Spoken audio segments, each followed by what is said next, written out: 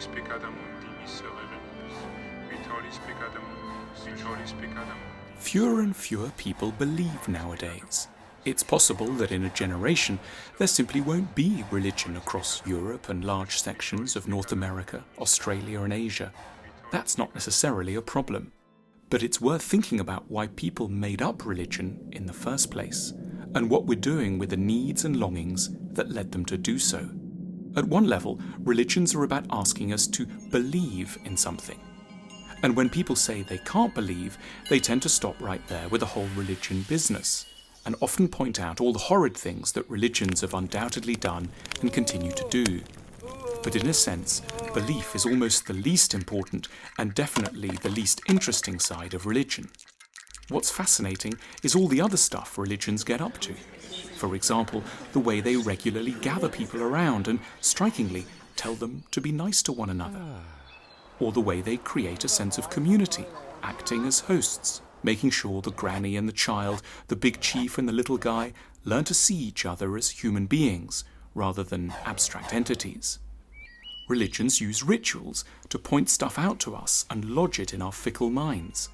For example, that the seasons are changing, or that it's the time to remember your ancestors, that the moon looks pretty, that you can atone and make a fresh start, or that it's rather amazing there's food on the table. Religions know we're not just intellectual creatures, so they carefully appeal to us via art and beauty. We think of beauty in one category, a frivolous and superficial thing, and truth and depth in another. Religions join them together.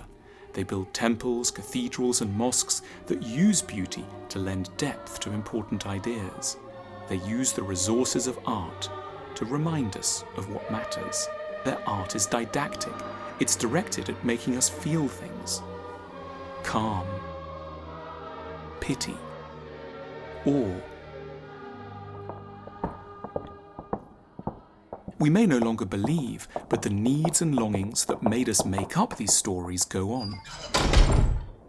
We're lonely and violent. We long for beauty, wisdom and purpose. We want to live for something more than just ourselves.